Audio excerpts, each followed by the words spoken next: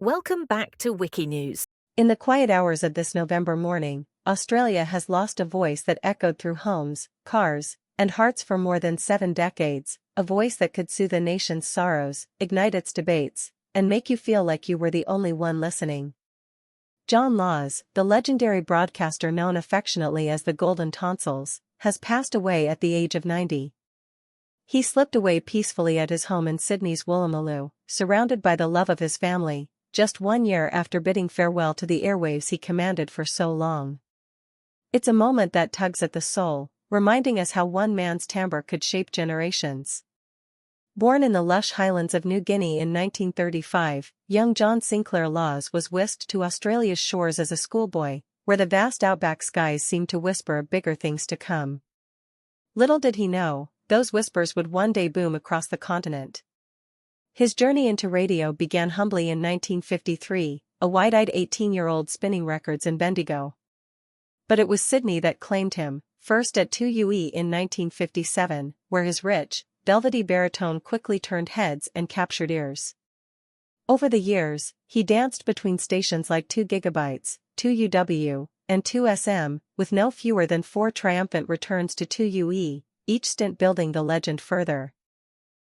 By the 1970s, John had pioneered the art of talkback radio, blending sharp opinion with genuine empathy, turning the dial into a lifeline for the lonely truckie on an endless highway or the farmer weathering a drought.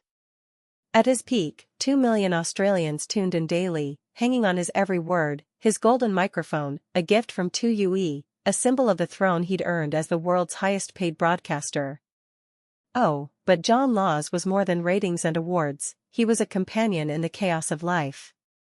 Inducted into the Australian Radio Hall of Fame in 2003, honoured with an ARIA Lifetime Achievement Award in 2005, he gave voice to the voiceless, challenged the powerful, and yes, stirred controversies along the way, like the 1999 Cash for Comment saga that tested his mettle but never dimmed his fire.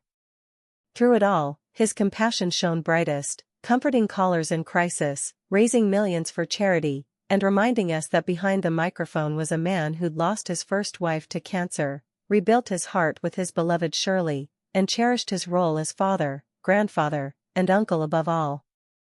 Just last November, after 13 devoted years at 2SM, John retired, his final broadcast a masterclass in grace, laced with that trademark humor that masked the tears. He spent his last weeks in good spirits, even after a brief hospital stay in October, until today, when the Golden Tonsils fell silent forever. His family shared this poignant note. Today marks a very difficult day for our family.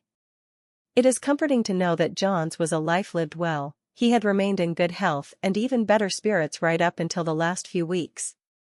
Prime Minister Anthony Albanese captured it perfectly. Generations of Australians trusted and respected him for telling it straight.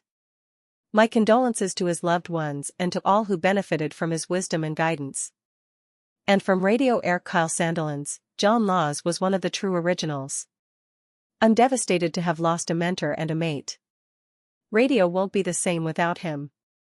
As we reflect on this heartbreaking farewell, let's honor John by remembering the warmth he brought to our airwaves, the laughter, the late-night confessions, the unyielding belief in the power of a good yarn. His legacy isn't just in the archives, it's in every story he amplified, every heart he touched. If John's voice ever moved you, take a moment today to share your favorite memory. And if this tribute resonates, please hit that like button to keep his spirit alive in the conversation, and subscribe for more stories that matter.